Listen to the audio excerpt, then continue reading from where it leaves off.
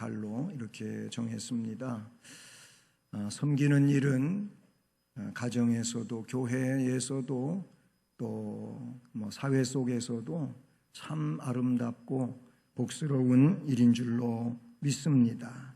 그런데 그 섬김을 잘 감당하기 위해서 오늘 말씀에 그 기본을 우리에게 이야기해 주고 있습니다. 섬김의 기본이 뭘까? 오늘 말씀 8절에 보면 내가 또 주의 목소리를 들으니 주께서 이르시되 내가 누구를 보내며 누가 우리를 위하여 갈꼬 하시니 그때 내가 이르되 내가 여기 있나이다 나를 보내소서 하였더니 이 말씀입니다. 섬김의 기본은 내가 여기 있나이다 나를 보내소서라고 하나님이 일을 위하여 일꾼을 부르실 때 제가 여기 있습니다. 저를 써주십시오 하고 자원하는 것이 섬김의 기본입니다. 자원. 교회는 특별히 하나님이 불러 모아서 이룬 공동체가 교회인데 이 교회는 자원에 의해서 하나님께 영광을 돌리고 또 하나님의 일을 이 땅 위에 이루어 나아가는 공동체가 교회인 것이죠. 그래서 예배도 자원해서 드리는 거고 헌금도 자원해서 하는 것이고 봉사도 자원해서 하는 것입니다. 물론 시켜서도 할 수 있고 또 명령해서 할 수도 있고 하겠지만은 그럴 때 별로 유익이 없지요. 시킬 때 자원이 되지 않고 마지못해서 억지로 하게 되면은 그것은 진정한 봉사가 될 수 없고 섬김이 될 수가 없습니다.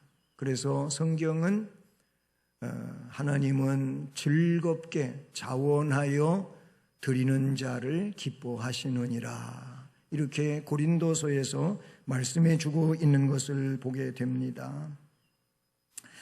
이 시대는 참 섬김이 필요한 시대라고 볼 수가 있지요. 특별히 우리 대한민국은 지금 어려운 난국에 처해 있다. 아마 여러분도 그렇게 느끼시지 않겠습니까? 일본과의 관계 속에서는 바로 이 화이트리스트가 해제됨으로, 즉 백색 국가에서 해제됨으로 일본에서 수입해오는 이런 물건들의 많은 단계를 거치는 어려움 중에 있어서 당장 발등에 불이 돼버리고 말았습니다. 북과의 관계를 보면은 안 그럴 것 같았는데 계속 미사일을 쏘고 무슨 장사장포를 쏘고 그러면서 문제가 더 커지고 있는 것 같이 느껴집니다. 미국과의 관계는 관세 폭탄이라고 하는 이런 내용 속에서 역시 어려움을 겪고 있습니다. 국내적으로는 어떻습니까? 지금의 경제는 참 힘들고 어렵고 자영업, 소상공인, 중소기업 많이 도산되고 힘들어하고 있는 이런 시대를 살아가고 있습니다. 그런가 하면은 법령 개정이 이것은 하나님에게 거역되어지는 이런 쓸데없는 법령들이 개정되면서 그래서 차제에는 교회도 우리 백성들도 우리 민족이 어려워지는 이런 법령들이 개정되고 개정시키려고 하는 일들도 많이 있어요. 뭐 동성애자라든지 어떤 소수 인권의 문제라든지 이런 일들에 대해서 우리는 들은 바가 있습니다. 위기인 것이지요. 그런데 이런 위기를 위기로 의식하지 못하는 것이 진짜 위기가 아니겠습니까? 그냥 뭐 어떻게 되겠지 이런 식이라는 것이지요. 우리는 나라와 민족을 위해서 기도의 용사로 자원을 해야 되고 기도의 용사로 하나님을 섬기면서 하나님의 거룩한 뜻을 구해가는 이런 지혜자가 되어야 할 줄로 믿습니다. 오늘 본문의 이사야도 위기를 만났습니다. 유다 민족의 위기가 이사야의 위기였다, 그런 얘기지요. 왜 그러냐면은 오늘 1절 말씀에 나오고 있는 것처럼 우시야 왕이 죽던 해, 이 우시야 왕이 죽던 해라고 말하고 있고, 뒤에 말씀을 보면은 11절과 12절, 10절 마지막에 보면 이사야가 하나님께 묻습니다. 하면서 11절에 내가 이르되 주여 어느 때까지니까 하였더니 그 대답이, 하나님 우리 주님의 대답이 성읍들은 황폐하고 주민이 없으며 가옥들에는 사람이 없고 이 토지는 황폐하게 되고 여호와께서 사람들을 멀리 옮기셔서 이 땅 가운데에 황폐한 곳이 많을 때까지다. 결국은 다 부서지고 망가진다고 하는, 그때까지 결국 사람들의 귀가 둔하고 눈은 감겨진 채로 살게 된다. 이게 위기예요. 봐야 할 것을 보지 못해요. 들어야 할 것을 듣지 못해요. 그래서 결국은 낭패를 당하는 이런 상황이 될 것을 말씀하고 있습니다. 우시야 왕이 죽던 해라고 했는데, 사실 우시야 왕은 어떤 사람입니까? 이 사람은 유다 왕국의 왕 가운데 그래도 훌륭한 왕에 속하지요. 그는 신앙적으로, 경제적으로, 군사적으로, 외교적으로 나라를 훌륭하게 만들고, 그리고 52년 동안이나 유다 왕국 10대 왕으로 통치했던 사람입니다. 근데 가서 끝판에 문제가 생겼습니다. 그가 나중에 하나님의 그 제사장만이 할 수 있는 일, 이 성막 안에서 향단이 있는데 향단에서 그 향불을 피우는 분향단이라 그러는데 거기에서 일하는 사람은 제사장만 할 수 있는 거예요. 근데 우시야 왕이 자기가 그 일을 하겠다고 고집을 부리면서 합니다. 그래서 그 자리에서 하나님이 그를 진노했어요. 그랬더니 이마에 문둥병, 나병이 생겨가지고 결국은 그 나병으로 죽습니다. 이 교만이라고 하는 것이 이렇게 큰 문제예요. 그리고 우시야 왕이 죽게 되므로 나라는 굉장한 어려움에 봉착하게 된다고 하는 것을 우리가 볼 수 있는 것이죠. 바로 이때 이사야는 위기의식을 깊게 느끼면서 하나님의 성전에 나아가게 되는 것이지요.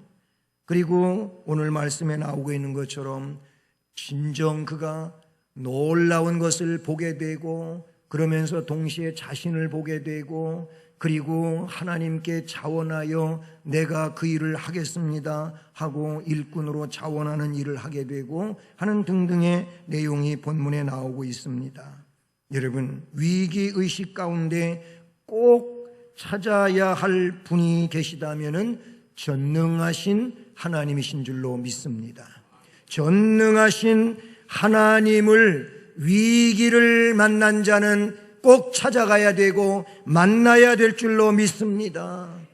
여러분, 위기의식을 갖고 하나님 앞에 나올 때 그 사람이 기도할 수 있는 사람이 되고 하나님이 보여주시는 그 놀라운 역사들에 의하여 진정한 기도자가 되는 줄로 믿습니다.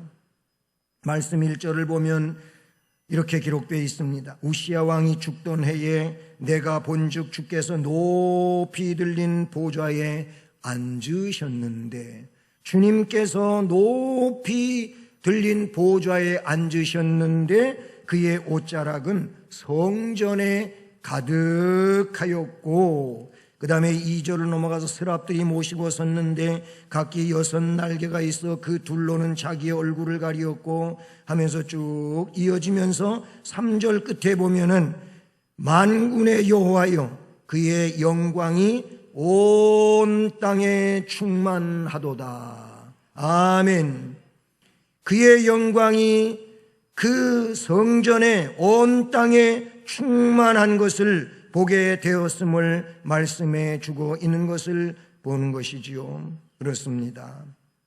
여러분, 그의 옷자락은 성전에 가득하다고 하는 이 말은 하나님이 영광으로 그 성전 안에 가득하셨다는 말씀을 이야기하고 있는 것이지요. 이것은 그가 성전에 들어간 것을 말하고 그곳에서 본 것을 말하는 것임을 우리가 느낍니다. 하박국 2장 20절 말씀도 보면은 오직 여호와는 그의 성전에 계시니 온 땅은 그 앞에 잠잠할지어다. 아멘. 여호와는 그의 성전에 계시니 온 땅은 그 앞에 잠잠할지어다 그랬어요. 이사야 선지자는 기도하러 성전에 들어갔다가 위기의 상황 중에 기도하러 갔다가 그곳에서 영광의 하나님을 배웠게 된다는 것이죠. 아마 그는 그곳에서 울며 불며 위기 상황을 타개하기 위하여 가슴을 치고 몸부림치며 부르짖었을 것입니다. 그러다가 하나님의 영광을 봅니다. 하나님께서 높이 들린 보좌에 앉으셨고 그 옷자락은 그 높은 보좌에서부터 하나님의 성전에 가득한 것을 보게 됩니다. 그리고 나서 그룹들이 하나님을 크게 찬양하고 있는 내용으로 이어지는 것이지요. 하나님은 성전에 계십니다. 하나님은 이곳에 계십니다. 우리를 위하여 이곳에 계십니다. 하나님은 여기에 계심으로 이곳에 계신 그 영광의 하나님을 우리가 볼 수 있어야 하고 만날 수 있어야 합니다. 할렐루야. 그렇습니다. 이 위대하신 하나님을 보는 것 자체가 복이요 은혜고 능력이 되는 줄로 믿습니다. 찬송가 445장의 찬송을 보면은 우리가 잘 알고 있는 태산을 넘어 험곡에 가도 이 찬송가입니다. 그런데 그 찬송가 2절은 캄캄한 밤에 다닐지라도 주께서 나의 길 되시고 나에게 밝은 빛이 되시니 길 잃어버릴 염려 없네. 아멘. 아무리 캄캄한 인생이라 할지라도 우리 주님과 함께 다니게 되면 주께서 나의 길이 되어주시면 나의 밝은 빛이 되어주신다면 길을 잃어버릴 염려는 없는 줄로 믿습니다. 주님 의지하고 주님 따라서 가게 되면 길을 잃어버릴 염려가 없다고 말씀해 주신다는 것이지요. 그러면서 그 후렴에 어떻게 가사가 쓰여지고 있느냐 하면은 하늘의 영광 하늘의 영광 나의 맘속에 차고도 넘쳐 할렐루야를 힘차게 불러 영원히 주를 찬양하리. 아멘. 하늘의 영광, 그 하늘의 영광이 나의 마음속에 차고도 넘쳐 이 하늘의 영광이 가득 찬다는 겁니다. 그러므로 할렐루야를 힘차게 불러 영원히 주를 찬양하리. 누가? 하나님의 영광을 본 자, 하나님의 영광을 느낀 자가 그 하나님 보좌 앞에서 그 영광 속에서 전능하신 하나님께, 역사를 이루시는 하나님께 부르짖어 기도하게 되는 줄로 믿습니다. 성경에 보면 고난 중에 하나님을 만난 사람들이 많이 나와요. 요셉도 그랬어요. 아니 그 전에 야곱도 그랬어요. 형 에서의 낯을 피하여 바단 아람으로 가던 중에 베델에서 밤중에 꿈에 하나님을 만납니다. 그리고 가는 길 오는 길 보장하며 약속해 주시고 복된 역사를 이루어 돌아오게 될 것이라고 말씀해 주시지요. 이스라엘 백성들은 광야에서 하나님을 만나게 됩니다. 그러므로 고난은 하나님을 만날 기회가 된다. 위기는 하나님을 만나는 기회가 된다. 그런 얘기. 위기 때문에 성전에 오게 되고 성전에 와서 하나님 보좌를 향하여 엎드려 몸부림치며 기도하다 보면 그에게 하나님은 거룩한 보좌에 앉으시고 그 옷자락은 그 성전에 가득한 영광으로 계시는 것을 볼 수 있다는 것이지요. 여러분, 그래서 이사야 55장 6절 7절 말씀에는 너희는 여호와를 만날 만한 때에 찾으라. 가까이 계실 때 그를 부르라. 악인은 그의 길을, 불의한 자는 그의 생각을 버리고 여호와께로 돌아오라. 그리하면 그가 긍휼히 여기시리라. 우리 하나님께로 돌아오라. 그가 너그럽게 용서하시리라. 아멘.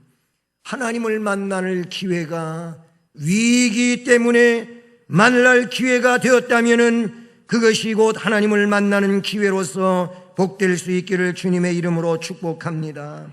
시편 32편 5절과 7절에도 내가 이르기를 내 허물을 여호와께 자복하리라 하고 주께 내 죄를 아뢰고 내 죄악을 숨기지 아니하였더니 곧 주께서 내 죄악을 사하셨나이다. 회개하고 고백했더니 사해 주셨다는 겁니다. 그래서 이것 때문에 모든 경건한 자는 주를 만날 기회를 얻어서 주께 기도하라. 진실로 홍수가 범람할지라도 그에게 미치지 못하리이다.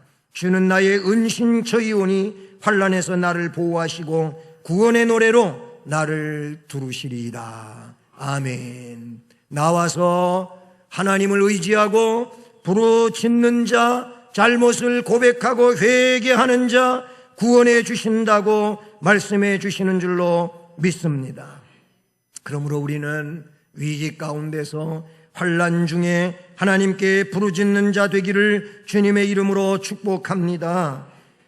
위기를 만나도 위기의식을 갖지 않으면 안 되지요.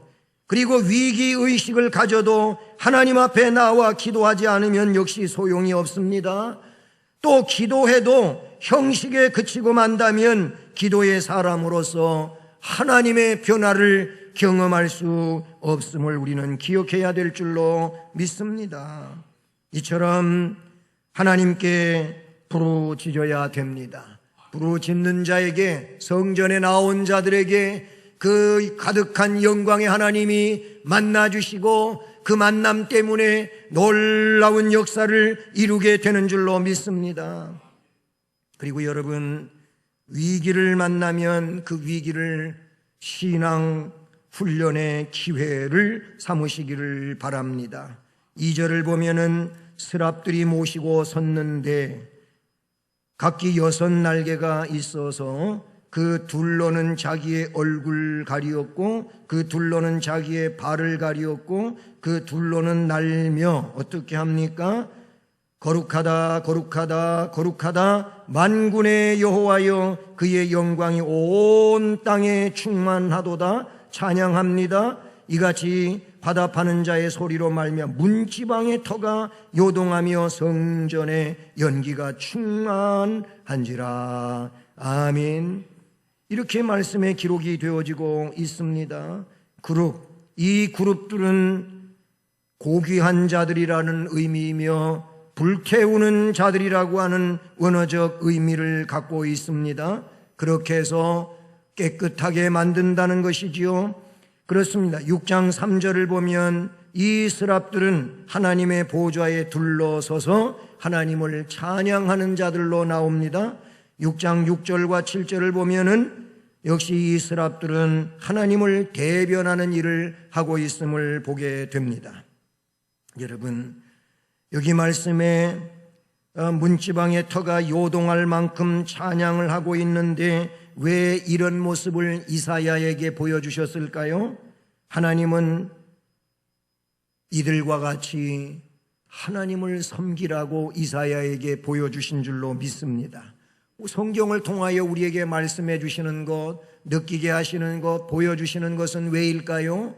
그 성경의 인물과 같이 하나님을 섬기라고 해 주시는 내용인 줄로 믿습니다. 그래서 성경은 우리를 가르치는 책 아니겠습니까? 자, 왜 그렇습니까? 이사야는 거기서 하나님을 섬기는 법을 배워요. 우시아가 자기 마음대로 하다가 왕으로서 제사장이 해서는 제사장이 해야 할 일을 왕으로서 해서는 안 되는데 그렇게 하다가 앞에서 뭐라 그랬습니까? 이마에 나병이 생겨서 죽었다 그랬어요. 그거는 우시야가 교만한 거지요. 그런데 하나님이 이 그룹들을 통하여 이사야에게 보여주시는 것은 천사들이 두 날개로 얼굴을 가렸다고 합니다. 이게 뭔 뜻일까요? 겸손을 의미하는 겁니다. 다른 두 개의 날개로는 발을 가렸는데 이것은 절제를 말하는 겁니다. 그리고 다른 두 개의 날개로는 이제 날면서 찬양을 하는데 이것은 하나님의 은혜에 감사하며 찬양하고 영광을 돌리라고 가르쳐주는 내용인 줄로 믿습니다. 우시야 왕은 겸손하지 아니하고 교만하다가 사망에 이르고 말았습니다. 하나님은 교만한 자에게 절대 은혜를 주시는 법이 없습니다. 하나님은 교만한 자를 물리치신다고 잠언에 기록하고 있습니다. 하나님은 겸손한 자에게 은혜를 주신다고 하셨습니다. 우시야 왕은 교만하다가 하나님의 진노를 당하고 죽었습니다. 그러니 너는 겸손해라. 겸손해라 이것입니다. 낮아지는 자가 높아지는 줄로 믿습니다. 그리고 낮은 자리에서 섬기는 자를 하나님은 들어 쓰시는 줄로 믿습니다. 다른 둘로는 발을 가렸다. 이것은 절제라고 말하는데 왜 그렇습니까? 사람들이 절제하지 못해서 선을 넘어가고 문제를 야기시키고 결국은 어려움에 빠지는 일들이 많습니다. 그래서 성경은 우리에게 말씀하십니다. 그 말씀대로 살라고 말입니다.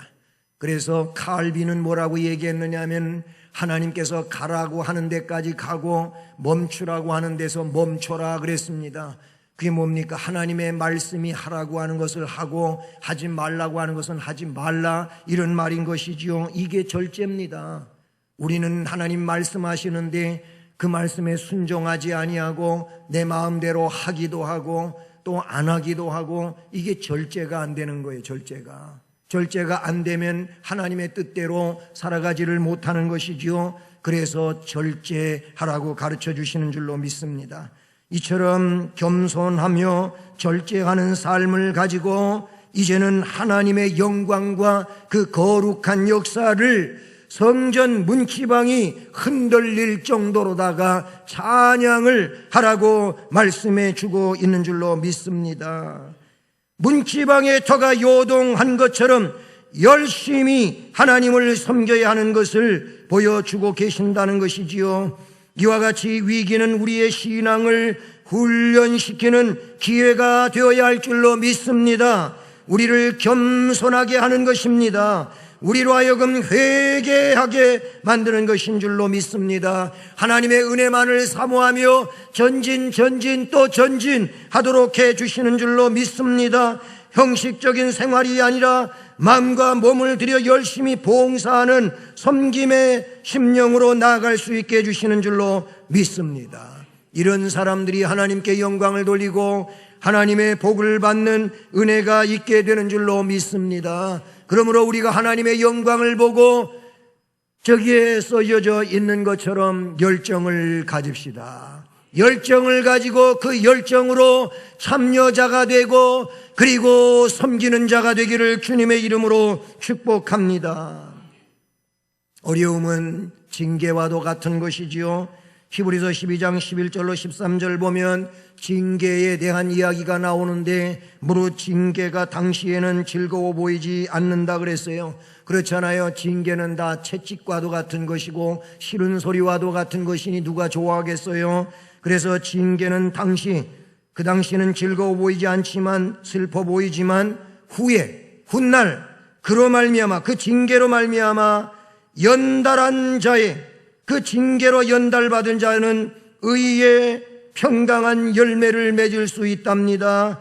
그러므로 피곤한 손 연약한 무릎을 일으켜 세우고 너희 발을 위하여 곧은 길을 만들어 저는 다리로 하여금 어그러지지 않고 고침을 받게 하라. 계속 저는 다리로 가지 말고 이 징계를 통하여 고침을 받아 건강한 모습으로 하나님의 역사를 이루며 나아가라고 하십니다. 그러니 위기 혹은 연단, 이걸 통하여 신앙 훈련의 기회로 삼는 자가 되어야 할 줄로 믿습니다. 그리고 오늘 말씀해 보니까 하나님의 성전에 나가서 기도하여 하나님의 영광을 보고, 그리고 어려움 중에 신앙 훈련의 기회로 삼아야 되는데 겸손하라, 절제하라, 찬양하라, 그런 얘기지요. 그러면서 그 다음에 이어지는 말씀을 보면 사명을 깨닫는 자가 되어야 돼요. 항상 하나님이 나에게 요구하시는 일이 있어요. 이 요구하시는 일이 곧 내가 해야 할 사명이라, 그런 얘기예요. 이 사명을 깨닫는 자가 되어야 돼요. 8절 내려가 봅니다. 쭉 그 앞에 5절 말씀을 보면은 그때에 내가 말하되 화로다 나여 망하게 되었다. 영광의 주님을 봤습니다. 그룹들의 찬양이, 성전 문지방이 움직이는 찬양을 듣고 봤습니다. 그걸 본 이사야는 자기를 발견하게 되는 것입니다. 자기 발견의 기회가 돼야 되는 거예요. 그런 영광을 봤는데도 나를 보지 못하면 이것은 의미가 없잖아요. 이사야는 자기를 보면서 화로다 나여 망하게 됐다. 나는 입술이 부정한 사람이고 나는 입술이 부정한 백성 중에 거주하면서 만군의 여호와이신 왕을 배웠음이로다 하면서 5절에 자기가 하나님 앞에 어떤 존재인지를 발견하게 되는 것입니다. 영광의 하나님을 보고 나니 자기는 정말 더러운 죄인이고 하나님 앞에 죽을 수밖에 없는 존재라고 하는 것을 알게 되었습니다. 신앙은 여기에서부터 올바로 진행이 되고 계단을 올라가게 되고 영광에 도달하게 되는 줄로 믿습니다. 이것이 무시되고서는 신앙의 올바른 진전은 일어날 수가 없다. 나를 발견해야 된단 말이에요. 그래서 그 유명한 대로 내 자신을 알라 그러지 않았습니까? 자신을 알아야 해. 내가 누군지를 알아야 돼. 하나님 앞에 나는 누구입니까? 파로다 나요, 이거예요. 나는 죽을 죄인이구나, 멸망할 죄인이구나, 이걸 알아요. 사람들은 이상하게 죄를 이야기하면 싫어해요. 내가 무슨 죄를 졌는데, 난 죄 안 졌습니다, 뭐 이런 식이에요. 하나님 앞에 누구나 죄인이라고 성경은 말씀하고 있지 않습니까? 그러면서 그 중에도 입술이 부정하다 그래서 입술, 요걸 보면은 뭐 성경에 입술에 대해, 혀에 대해서 너무나도 많이 나오는데 어떻게 보면은 야고보서에 있는 대로 요 세치의 혀가 작은 지체지만 온 몸과 생을 불살라 버리는 그런 지체라고 하는 것이지요. 입의 문제예요. 요 입이 문제예요. 그래서 어떤 사람은 말을 이상하게 해놓고 자기를 스스로 때려. 요 입이 문제라고. 그런 사람은 진짜 입이 문제예요. 입방아가 문제예요. 왜 자기도 흉과 허물이 있으면서 남의 흉을 그렇게 봅니까? 사람들이 보편적으로 그러고 살잖아요. 자꾸 흉 보고 살고. 그것만이 아니에요. 아주 그냥 재판까지 해버려. 그냥 판단하고 정죄하고 재판까지 해버려. 재판자입니까? 사람이 못된 버릇이 재판하는 거 하나 있고요, 형사 기질이 있다니까. 길 가다가 만나면 아유 반갑습니다, 안녕하셨어요, 뭐 이렇게 하고 그냥 좋은 쪽으로만 하면 되는데, 어디 가세요? 어디 간다 그래? 왜 가세요? 또 뭐 때문에? 자꾸 물어봐. 이게 형사 기질이에요, 형사 기질. 여러분, 입술이 부정한 자라 그랬어요. 나는 입술이 부정한 사람, 나는 입이 부정한 백성 중에 거주하면서 만군의 여호와이신 왕을 배웠구나. 나는 죽었다. 나는 이제 죽었다 그랬어요. 하지만 이렇게 자기를 발견하는 자를 죽이시지 않으시는 하나님. 아멘. 그래서 어떻게 합니까? 회개하고 자기가 자기를 알고 하나님 앞에 자기를 인정하며 드러내는 자를 6절 말씀해 보니까, 그때 그 스랍 중에 하나가 부젓가락으로 제단에서 집은 바 핀 숯을 손에 가지고 내게로 날아와서 그것을 내 입술에 대며 이르되 보라 이것이 내 입에 닿았으니 내 악이 제하여졌고 내 죄가 사하여졌느니라. 아멘. 그렇습니다. 자기를 발견하고 나는 죽을 죄인이구나 하나님 앞에 인정하고 나아가는 자, 그에게 우리 하나님은 깨끗게 해주시고 성별시켜 주시고 그리고 정결하게 해주시는 줄로 믿습니다. 입이 부정하다고, 입이 방정이라고 그렇게 말했더니, 고백했더니 그 입술을 제단 숯불로 갖다가 지져가지고 정결하게 해주셨습니다. 할렐루야. 하나님께서 깨끗하게 해주시는 입술이 진정으로 깨끗하게 되는 줄로 믿습니다. 즉 자기 발견의 기회가 중요한 줄로 믿습니다. 마지막으로 한 가지는 사명을 깨닫는 자가 되어야 할 줄로 믿습니다. 8절에 그래서 그런 정결하게 된 이사야를 향하여 주의 목소리를 이사야가 듣는데 주께서 이르시되 내가 누구를 보내면 누가 우리를 위하여 갈꼬 그랬어요. 그랬더니 이사야가 그 말씀을 듣고는 내가 여기 있나이다 나를 보내소서.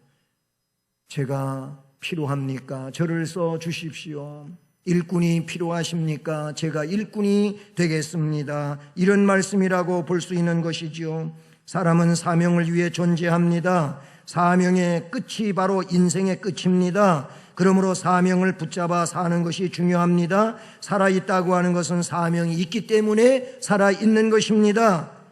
그러니 사명을 붙잡고 나아갈 수 있기를 주님의 이름으로 축복합니다. 요나가요, 요나서에 보면 요나가 하나님이 사명을 주셨어요. 저 니누에 가서 회개의 메시지를 선포하라 그랬어요. 근데 요나는 싫었어요. 안 갔어요. 다시스로 갔어요. 그러다가 풍랑을 만나고 큰 물고기 뱃속에 들어가게 되고 죽다가 살아나오게 됩니다. 고생 애들 말로 생고생하다가 가서 사명을 감당합니다. 하나님이 부여해 주신 사명은 우리가 피해서는 안 됩니다. 그 사명을 반드시 감당해야 될 줄로 믿습니다. 그래서 이사야에게 사명을 주는데 네가 가서 사명을 감당하지만 백성들이 듣기는 들어도 깨닫지 못하고 보기는 봐도 알지 못한다. 그러니 네가 아무래도 답답할 거다. 그 언제까지 그렇게 되는 겁니까? 완전히 망할 때까지 그런다. 이런 말씀을 해 주신다는 것이지요. 여러분, 그래도 우리는 사명을 가지고 감당해야 될 줄로 믿습니다. 아프리카 말라위의 경제 수도는 블렌타이어라고 하는 그런 곳이 이 말라위의 경제 수도입니다. 근데 이 수도의 이름은 어디서 가져온 거냐면은 선교사 리빙스턴이 태어난 스코틀랜드의 고장에서 가지고 온 것이에요. 스코틀랜드에 이 리빙스턴이 태어난 곳이 바로 블렌타이어라고 합니다. 왜 그렇게 스코틀랜드에 있는 리빙스턴의 고향의 이름을 아프리카 말라위의 경제 수도로 정했느냐? 리빙스턴이 이곳에서 사역을 했는데 근데 사역 기간에 별로 열매가 없었어요. 그런데 그는 열매를 보지고 못하고 죽었지만은 세월이 지난 후 그 땅에는 수십만 명의 사람들이 예수님 앞에 돌아왔습니다. 얼마나 많이 하나님께 돌아왔으면 그 나라의 경제 수도를 리빙스턴의 고향의 이름을 따다가 그렇게 블렌타이어라고 지었다는 겁니다. 이처럼 믿음으로 뿌리고 나중에 결과는 하나님께서 맺어주신다고 하는 것을 우리는 잊지 말아야 합니다. 이사야가 그런 상황이에요. 이사야가 전에도 사람들은 듣지 않아요. 오히려 선지자를 박해해요. 그래도 이사야는 사명을 감당했어요. 하나님의 뜻대로 다 되고 역사를 이루게 되는 줄로 믿습니다. 그러니 우리도 이 시대 가운데서 눈에 보이지 않다 할지라도 하나님의 말씀대로 실행해 갈 수 있기를 주님의 이름으로 축복합니다. 그렇습니다. 위기는 위대한 기회가 되는 줄로 믿습니다. 위기는 하나님 앞에 나오라는 사인입니다. 하나님 앞에 나오면은 삽니다. 하나님이 역사하십니다. 영광을 보여주시고 치료해 주시고 역사하시고 능력으로 이끌어 주실 줄로 믿습니다. 그러므로 부정한 자기 자신을 회개하고 내가 여기 있습니다, 나를 보내십시오, 나를 써주십시오 라고 하나님의 일꾼으로 자원하시며 섬기시며 그래서 하나님의 복으로 충만한 자 되기를 주님의 이름으로 축복합니다. 사랑의 하나님 아버지, 감사를 드립니다. 섬김